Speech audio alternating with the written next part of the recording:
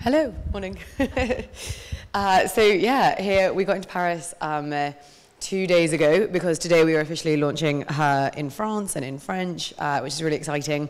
So at 10 a.m. everything starts rolling out. So I get to talk to you guys before that happens. So my name is Robyn. I'm the CEO and founder of Her. Originally was from the UK, currently living in San Francisco, and over here for the week. We're on a big Pride tour at the moment. It's Pride season, so New York Pride last weekend, Paris Pride this weekend. Carolina's going to Barcelona in the middle, and then London Pride next weekend. So it's a long period time of the year. Light introduction to Her. Her is ultimately a brand, and we see our vision to connect women and queer people to grow together. That exists primarily in an app. Our app runs on Android and iOS. It has 3 million users in 55 countries. And we also run events in 16 cities.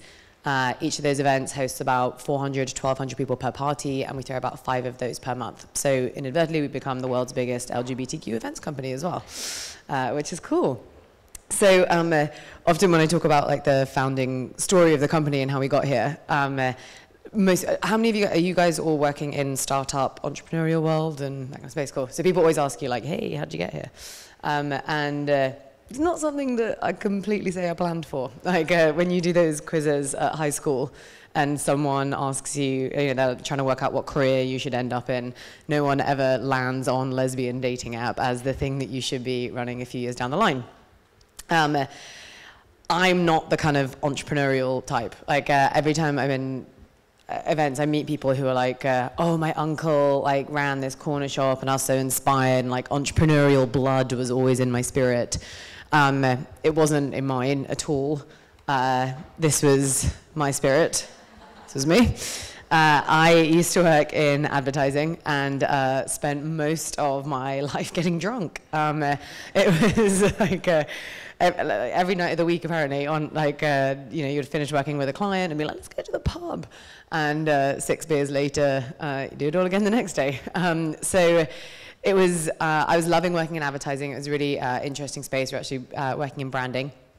And at the time, one of my clients was a dating business. And so I started to learn a lot more about the industry, what was happening. This was at a time when Tinder and Bumble didn't exist yet. It was all about the Matches and eHarmonies of the world. And a couple of years before that, this very cool app called Grindr had come out. And one of my friends, the guy there, he was a big Grindr user, very big supporter of it. And we just learned a lot and were really like inspired by what Grindr was doing. And about 6 months prior to this picture being taken, I had started to realize that I was emotionally, sexually, romantically attracted to women. And it was actually a very like positive experience for me. I had a lot of queer friends already.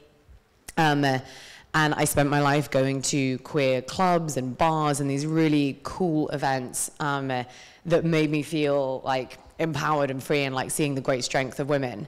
And then it felt like a really interesting disjunction between these cool club nights that I would go to versus the products and services that had been built for queer women.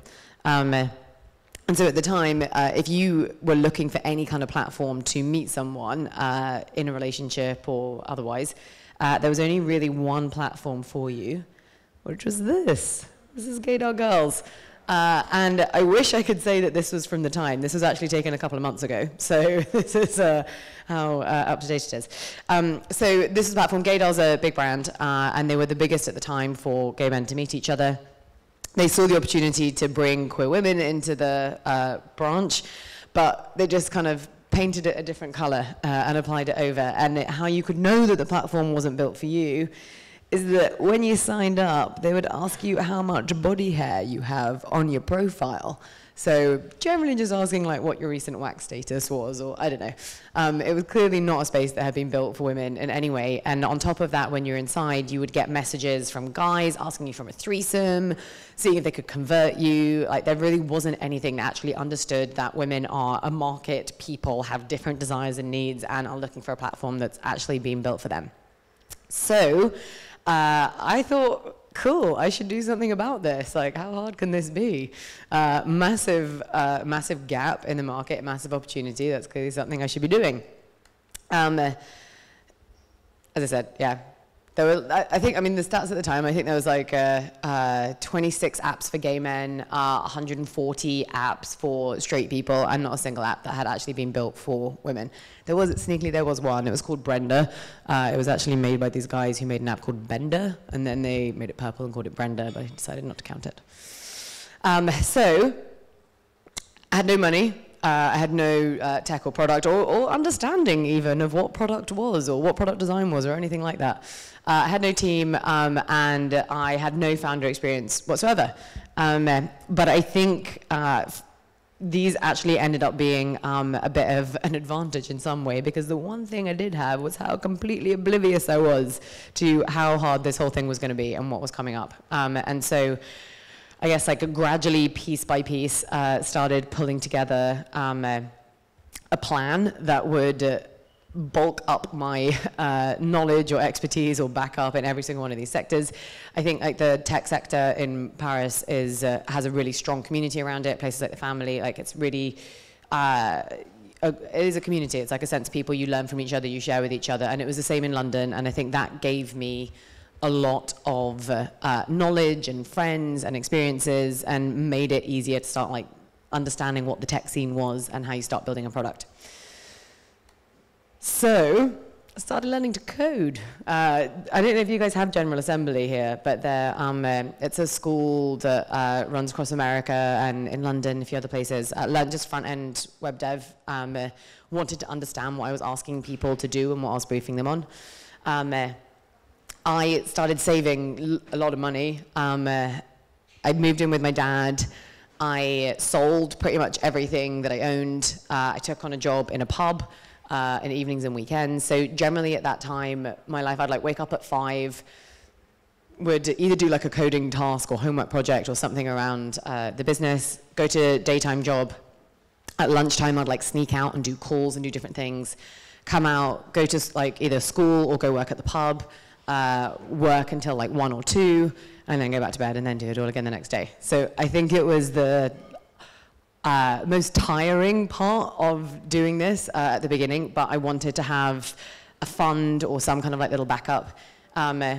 Fortunately, I then won about $5,000 on the lottery, which when you're saving money and have just made it to about $5,000, getting another $5,000 makes a huge difference. And so it was at that point that I was able to quit my job. And the day that I submitted the first app to the App Store was the day that I quit my job. And so first app that went out was an app called Datch. And Datch for me was all about the branding. It was kind of like saying, like, fuck you, we're queer, like, this is what women are, this is what we stand for, like, give us our space and give us our voices. And I still think it was awesome. It was very bold, and this was how the product experience worked, which was pretty much exactly like Grindr. So because I didn't understand really about product, just thought, like, cool, Grindr works, let's do that for women. Totally didn't work. So almost all parts of this didn't work. So the whole product experience, Grindr works so well because they understand exactly what men are looking for, and they have built an experience that works perfectly for them. So when guys join the platform, they know the outcome they're looking for, whether it is a hookup or whether it's something more relationship-based. They go on the app, they take the steps, they get to the result that they want. Our user base have this like very different kind of experience. Like they're looking for friendships, for community, for romantic partners, for sexual partners. And so their user journey is much more varied, like going all around the product. On Grindr, they show you the closest person to you, which is really important because you meet up very quickly. So proximity is really valuable. Currently on Grindr, it takes about 2.6 hours from first message to meet up in real person, and on her it takes just over 7 days. So if you think about like even that number of time spent in app, like guys, it's just logistics. There's not too much you need to cover in 2.6 hours. Whereas when you've got 7 days, like you're asking about like family, profile, background, life, passions, interests, and so we had to put like much richer profiles, like more content, more background, more imagery, something to give you more to talk about. The branding, although I thought it was cool, turns out it was a bit scary for most people, including, you know, we had a user message us who is 50 years old in Manchester, and she was just terrified by this and thought, I can't join this platform. It's clearly not something for me. So we missed the mark slightly with it, but we learned a lot. And the main thing we learned was that it wasn't the fact that we were building a product for queer women and for lesbians and bisexual women. It wasn't that people had missed that market. It was that they hadn't thought about women overall. Like, what are women looking for in a platform? How is their experience in this heteronormative world affected their decisions in dating? What do they like? What do they want to talk about? What do they want to see? So it wasn't just lesbians that were underserved, it was women. And if we really started, yeah. Why Dutch? Dutch. So Dutch, everyone thought it meant dyke snatch. Yeah, did not. It meant date catch. And so we ended up changing it as well, because as we learned all of this and understood the different kinds of relationships people were looking for, there was this big social component that they wanted, and so having a name around dating didn't seem like the right genesis. So a lot of people, we haven't got as much time, so I'm actually going to blast over this. I don't know, it was basically, at the time, it wasn't, yeah, people hadn't built products for women. You have an automatic inherent bias. There are very few female founders in the startup space and world. And therefore, when you have men making most of the products or services, they think about their own experiences, and not intentionally, but just inherently make decisions that suit their experiences slightly better. And so having fewer female founders to start off with isn't ideal. And then on top of that, second biggest problem is that they get the fewest amount of US dollars to actually fund their ideas. So in our space particularly, there've actually been probably like 10 to 15 people who have started and released some kind of queer female dating app. The problem is very few of them were able to raise any money and actually be able to continue growing it. So a lot of ideas that see an opportunity that works well for women, that addresses female problems, don't get funding that allows them to scale up. And I think, you know, to get so few dollars is, well, this is what the scene is like. And literally, it is exactly like that, having lived there for 3 years now. Another huge problem that sits behind it is that only 7.5% of venture capitalists are women. And so, you know, they always talk about the fact that when you're looking to get your first dollars, you're looking for someone that is prepared to take a leap of faith with you. They see a part in you, especially at seed stage.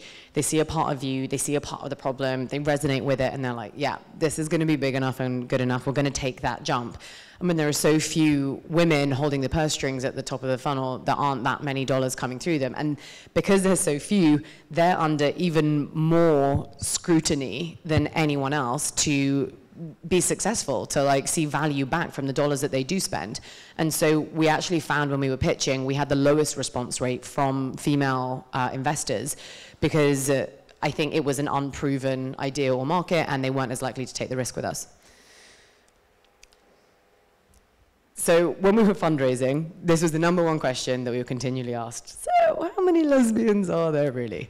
I think it's a really interesting challenge as we went on this fundraising process that hadn't really realized what kind of questions you'll start getting back. And I think, you know, with hindsight, it kind of makes sense, but within the queer community, for a very long time, gay men have been the forefront, the face, what people have understood about what it means to be LGBTQ.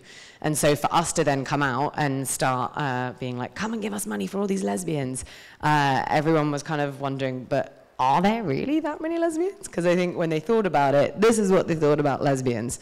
It was either what they'd seen in porn, dykes on bikes, or Ellen DeGeneres, or just generally the kind of like angry, screaming lesbian. General reaction. Everything was about gay men. And in England, we have this phrase, the pink pound. And you know, I think people thought that there was value in LGBTQ spend, but it was always around gay men, double income, household spending. And do you know what, like generally on average, guys earn more than women. So fair enough, it seems like a more valuable market. So we had this big job to convince people that there really was enough queer women in the world there that they should believe in the scale and the size of what we were about to build. Second biggest question, but are you really into women? So a very interesting problem was that people didn't think that I had enough expertise to found this company because I didn't look like their idea of what a lesbian should look like. So verbatim, a session with an investor, we were talking, I pitched at an event and we were talking afterwards, and he was like, but you can't really be a lesbian. And I was like, oh, really? Interesting. Why is that? He was like, well, I've seen lesbians, and you don't look like one. And I was like, okay, well, the funny thing is there isn't a look for lesbians. It's just generally people. And he was like, but you have long hair. And I was like, wow, okay, cool. And you know, to be fair, this was like 5 years ago, and things have changed a lot in the past 3 years even. But yeah, you know, having to prove that you know this space well enough, I always wonder if Travis Kalanick from Uber was asked, like, but were you a taxi driver? For how many years did you drive taxis? Like, you don't get those kind of questions that you get if you're starting a new space like this. Third favorite questions when raising money, can I have a profile? So her currently is open to all gender identities except for cisgendered men. Cisgendered man is someone who is assigned male at birth and identifies as male still. The reason we do this is because of my experience on the other dating platform. I was getting all these messages from guys and it was just pissing me off. And they kind of were trying to like claim our space that we needed. And the reason being, when we then did give a test account to investors to let them have a look at it before they you know, understand the product experience, this was one of my favorite messages. Are you into the random sex I seem to be having? Are you down for cheeky hookups? So this is someone that we were pitching. I think that, like I said, they were going to invest $50,000 or $100,000, and this was the account that they were using to send messages to other users on the profile, on the app, which was not cool. We didn't take any money from them. And then the last biggest question we got was, why hasn't this been done before? And I think it's a valid question. I think it's confusing at a time where there are 20 apps for gay men, hundreds of that for straight people. Why has this not been done before? One of our investors, he gave me a good answer to it that I could then use, because I didn't know. I was like, I don't get it. Like, I know all the lesbians. I know how many there are. I see them in the clubs, in the bars. I know there's a lot. And I think ultimately when you're looking at a very underserved space, you have a couple of overlaps. You have one set of people who understand the problem. Like, I was part of the community. I was using the products and services. I was going to these events. I knew what was missing. And on top of that, you have a separate set of people who are stupid enough to think that they should and could do something about it. I, as I said, was completely oblivious, was like, yeah, great idea. Obviously, I can do this. And then from those two separate sets of people, there's this very slim overlap of people that meet in the middle. Turns out that's me. And so 6 years ago, I started on this whole journey and started to build this product, which took us to here. The fundraising process overall, the very first $1 million that we raised, I spoke to about 280 people. It took 8 months to do it, and we raised $1 million. That round was led by Initialized Capital, which is founded, one of the partners is Alexis Ohanian, who founded Reddit. He was our main partner and really backed the idea, understood communities, understood what we were trying to build. He was also a partner at Y Combinator, and so he said, like, you should think about applying. And I was like, are you kidding? I've just got $1 million, no thanks. And then a few weeks later, I was like, ooh, that was probably the wrong answer. It's a really great space. So applied for YC, didn't get in the first time, did get in the second time. We did that in June 2015, so nearly 3 years ago. And it was this single most valuable experience in the history of the company. We grew by 10x in like 10-week period. And at the end of it, we raised a further $1.5 million. in 8 days. So comparatively, for the single investment, the impact that it had, the time it saved us, raising that further investment and how fast it was to do it, it was hugely, hugely valuable. So this is where we are now. We're a global social network for queer women. We are officially now the world's largest space for queer women. It is 3 million users in 55 countries. We released the app in English in most of the markets, and so the launch in France today is our first fully native, fully translated, fully marketed, like we're hiring someone on the ground here. Yeah, what makes us unique as a company is we're able to focus on these very specific experiences that queer women, or that women have, and be able to create a product that works exclusively well for them. Yeah, we're not here to please everyone. We're here to focus really heavily on the experiences of our user and to build something that works perfectly for them. And the doors are open for the people who want to join along with us. Very few small things. We've gone through a rebrand recently, so this is not up to date. But to show you a bit about how the product differs from other products, our profiles, like we said, it needs this more richer content. So our profiles are like Pinterest boards. You can add as many images, text items, pieces of background that you want to, and it builds a richer experience of who someone is. We have content that runs through the app, so that's whether it's content coming from us or content coming from our users. It's based around the concept of sub-communities. So you join a community that is relevant to you or your identity.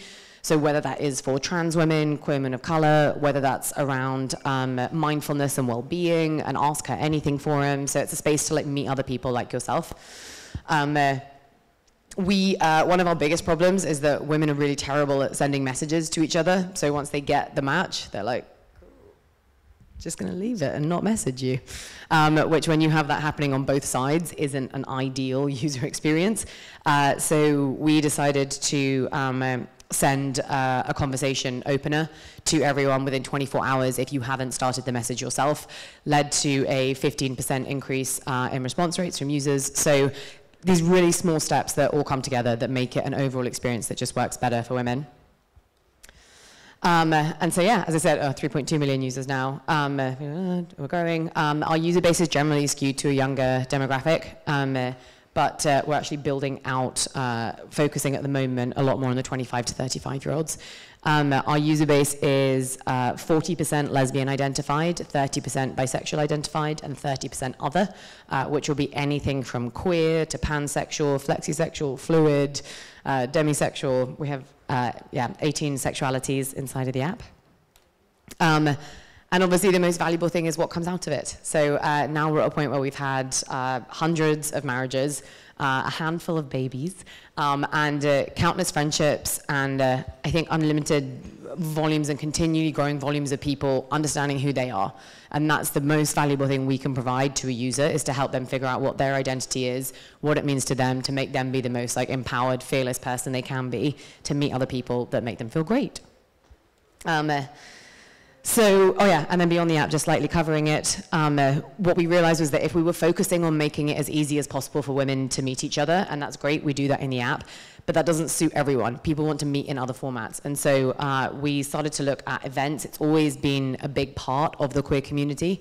And so we set up our events to bring people together, also at scale. And so now we run them in 5 countries, 30 cities, 120 events per year, and about, averages about 800 people per party. So it's a huge scale, very different business to the app business, but they really beautifully complement each other depending on what kind of person you are, what kind of community you're looking for. And so you might come to us through the events and then decide that you want a profile on the app, or you'll come to the app and find out about the events, and brings everyone together. So lastly, what's next? International expansion. So as we know, France is today, and after that we'll be in Spain, and then Germany, and then we start moving across into our Asian markets. So at the moment, outside of Western markets, Indonesia and the Philippines are our 2 largest spaces, and then Brazil and Mexico. So that will follow after that. Doing a lot of brand partnerships with people at the moment, which is really exciting. Something, our monetization strategy for the company is premium subscriptions, but we are actually growing very hugely in revenue from brand partnerships. So because no one was speaking to or building this audience before, we're now the people that if you ever want to reach this audience of queer women, we're the only people that you can go to get that, to exclusively reach this demographic. On Facebook, you can't target by sexuality anymore, so we're really the only people that can give you access to this next generation of empowered queer fluid people. And lastly, I guess the most important thing coming up next is continuing to build our team, our community, and the relationships that come out of this product. I think looking back to 6 years ago and everything that's happened in between, the tears and tantrums and drunken nights and everything, ultimately we have a group of people that are working on building this community and this product that genuinely serves a set of people that no one had ever looked at, thought about, or considered before. It was a truly properly underserved market of people who just wanted to meet each other, to find empowerment in their identity and be able to be themselves and be proud in the world that they live in. And so that is what we can do at Her. It's what we're starting to do at Her. I hope we carry on doing it and bring the next 10 million of queer women together on our platform. Is it?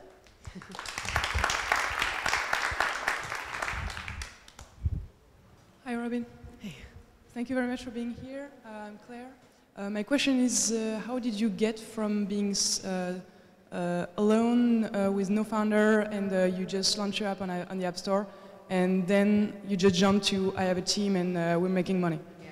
What happened between the both? Yeah, and it was definitely was one of the hardest parts. Like, building a team is really hard, because I think you know, we can talk about that there are very few female founders, there's not much money going to female founders, but I think one of the hardest things of being a female founder is finding teammates that want to work on the problem with you. So I think, you know, a lot of engineers are male, and they therefore look for patterns that they understand to be like, yeah, cool, I want to join your team. Yeah, it took me a while. So what I did, I was super active on the London tech scene, just went to everything, like every event.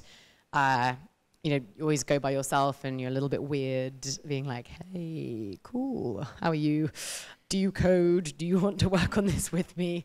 And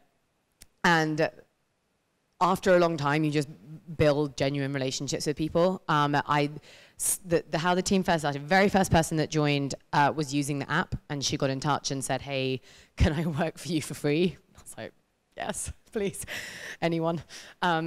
And then in terms of engineers, I was at a like mobile dev event, and I saw a girl coding in the corner, and I was like, ran up to her. I was like, hey, do you want to build this app with me?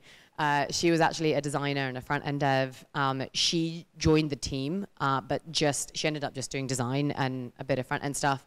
Her boyfriend was a back-end developer. He started working with us. So before this, I was working with freelancers and a small agency that were really cheap, and the only way to kind of, for the money I had, to get something done, to get out there. So her boyfriend, Rock, he then joined the team, and he's been my CTO ever since, so for nearly 4.5, 5 years now. And then we found people in like odd places. Like, honestly, at that point, anyone who would work with us, we were like, yep, come on in. And then I think after we actually had raised some money, I remember really specifically the very first person where it felt more like our choice that we were hiring this person for their skill set and their background, and we were able to invest in them. And now we just use AngelList and things like that. Hi, Robyn. What did you learn about the first experience, the first app? I learned a lot. It's weird because you always go back and look at this stuff that happened over a long period of time. I think the most valuable, two sides. One is don't just copy what you see, because you don't know why those decisions were made. On the other side, do copy a lot of what you see, because it saves you a lot of time. So it was this weird, I think it was just actually having a product strategy and a product thought. There's a, you know, with hindsight, it's like, of course, Grindr doesn't work well for women. That's like, seems obvious. But then there are other things inside of it and decisions, you know, that they have spent years of time testing with users, researching, that actually just are more effective ways of running a product. So I think I didn't have any product insight, any product strategy before that.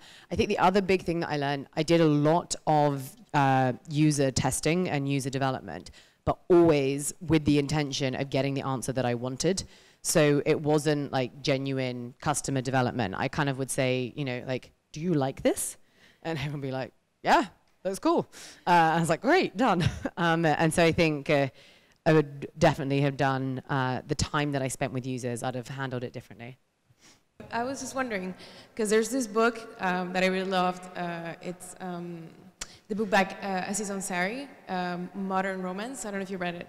So I was thinking about that book because there's so much thought that has been put into the experience and building something that is really, really designed for women.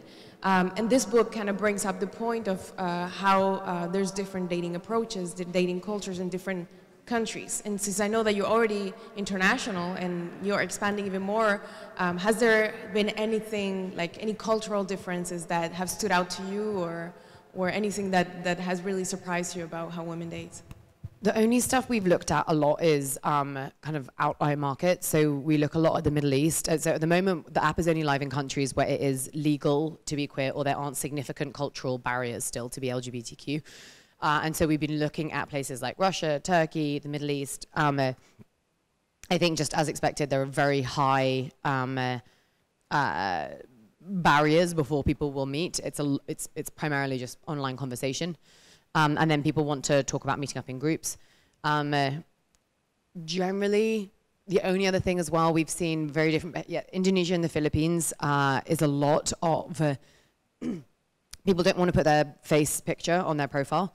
And that's something that we always said the community would have to have, because we needed people to feel comfortable being out, because like anyone can out you at any point. Like we can't be that guarded safe space. Like anyone can screenshot and send something out. But in Indonesia and Philippines, because we weren't allowing them to put cartoons up, they then have these like different Instagram accounts that then sync to a different her profile. So it's not kind of traceable back to their identity with their families and communities. Those are the main things. Honestly, at the moment, everything, we've released the app there to just like start building an audience. And I think even now, just coming to France, like this is the first time we'll actually understand what building a community here feels like, that we actually are like marketing, targeting to, talking to, working with. So when we hire someone on the ground here, I think that will be a big kind of first step in like understanding the experience that people have here. Thank you for your presentation. So I think a big question that I hear a lot is the growth, and especially customer acquisition. And I mean, you know, I think a big thing is like everyone's like, oh, we have this amazing product, and then we launched to crickets. And so can you kind of walk through your strategy session of what you and your team focused on, and kind of like the ROI or best practices and things that you really feel helped you move the needle as far as building a really strong, active, and engaged community? Yeah, I think, I look back on it and I often say like, oh, I would have done it differently. The other part of me, I don't know if I would have, because it still got to this point doing those things. So I don't know what the alternative would have looked like. In the early days, didn't really know about user acquisition or what channels would be right for that. So my experience from branding was very like on the ground with people. How do you convert them to product users? So I used to spend pretty much every night of the week in nightclubs. At big parties, I would buy a bottle of tequila and a bottle of sambuca, one on each hip, and would give people a shot if they would download the app. We went to Pride. We did this thing at Pride where we printed flyers, and then we attached toilet paper to the flyers. And then at Pride, there's like these porta potties, and there's like queues and queues of women waiting for them, and they're disgusting inside, and there's no toilet paper. So we were like, hey, here's some toilet paper, and you should think about downloading the app. So it was very like on the ground stuff. I think the first time I started thinking about like, how do we build a mailing list, or like any kind of like user ID, we went out with photographers at events and at Pride, and then we would give people a card and say to view the photos, they're on this website. They had to enter an email to get access to the photos.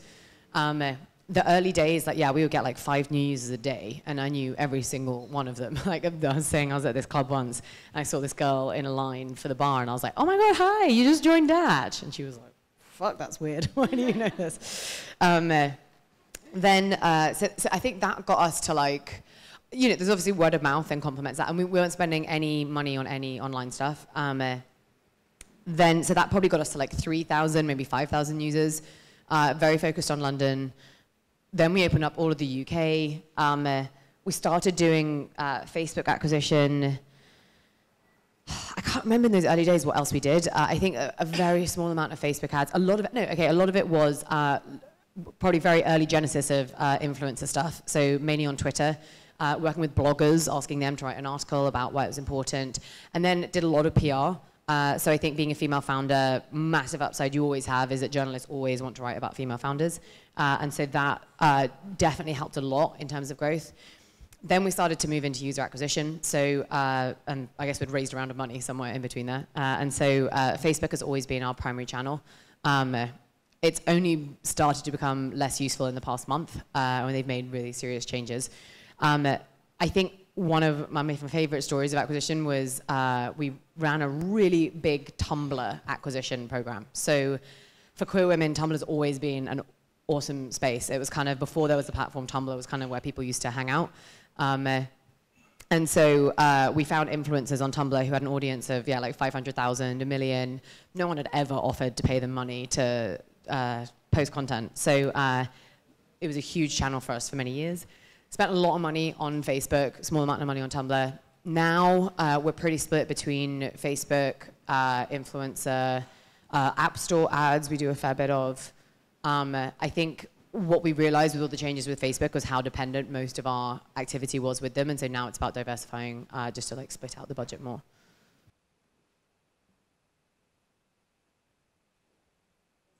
Cool. Thank you, Robyn. Thank you.